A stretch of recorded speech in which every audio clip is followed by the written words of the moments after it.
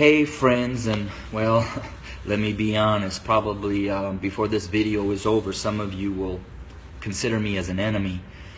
But I wanted to share a couple minutes about my thoughts, not only on the tragedies that we have been experiencing over these past months, and especially these last couple of days with the shootings of our black men, but what I'm coming to learn over my 23-year journey of being a white man, living and ministering amongst my black family here in several inner cities of Chicago. And I'm going to speak very black and white because, let's be honest, it's a black and white issue. I want to take you to the book of Exodus, chapter 1, and I wanted to share a little bit of what took place prior to the rise of Moses. When I read that, it talked about that the Pharaoh became concerned and very fearful that the Hebrew slaves were growing in number and in power. So in order to maintain their oppression, he put upon them great labor. He put upon the Hebrew slaves cruelty to keep them down. However, they still grew. And so he brought together some midwives, and he instructed them that when a Hebrew boy was born, kill him. Well, these midwives did not follow, and the Hebrew slaves continued to grow. Eventually, the Pharaoh became so hatred and towards those Hebrew slaves that he made a decree. He put out an order that male baby boy Hebrew slaves were to be killed by casting them into the Nile River. Let's look at America. We brought blacks into this country as slaves. We never intended them to be anything other than a slave. But they began to grow in number and in power, and eventually they fought their way to some freedom. So we became even more cruel. And to keep our black Americans down, we lynched. But yet they rose.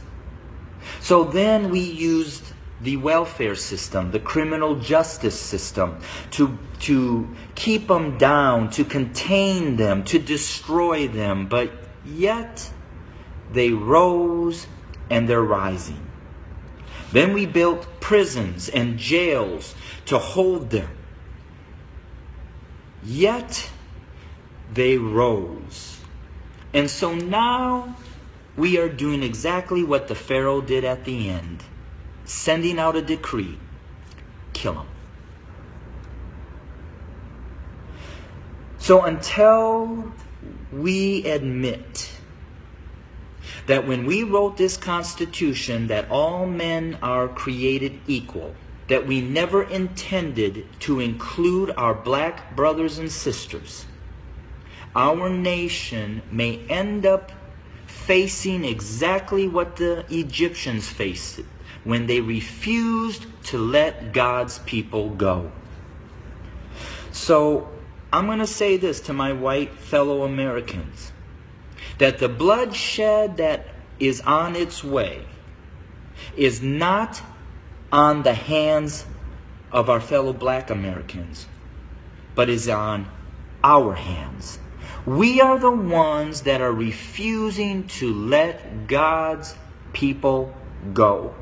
We are the ones that are refusing to acknowledge that we do not value our black brothers and sisters as equal individuals or equal Americans as us white men. And to my black brothers and sisters, the racial issues, as I've said, have been there from the very foundation. But why do we see it more? Because there's a shifting. See, us white men have been at the head since the foundation. But we've had a black president. And you know, we've done everything in our power to keep him from really changing things. Now we have another minority rising to the top, a white female. What does that say? Those of us who are white men who have been at the head are now starting to see and fear that we are going to become the tail. And we know what we've done to you. And so now we're fearful that you're going to do to us what we have done to you. But I will say this. I've lived in a black community for 23 years. I've never been treated the way that this country has treated my black Americans. So I call out my white Americans to say we better heed, repent, acknowledge, and change.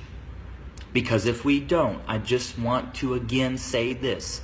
The bloodshed that we will experience is on our hands, not the hands of our fellow black Americans. I welcome your comments. I welcome your feedback. Hit me up on Facebook or go to my webpage at www.studio2911.org. Again, that's studio2911.org. I don't necessarily know the answer, except for us white Americans need to repent, acknowledge the lies that we have taught, acknowledge our value system of equality. It is not here, and it does not include our black brothers and sisters. And we need to change, and we need to change now. Thanks for your time. Bless you.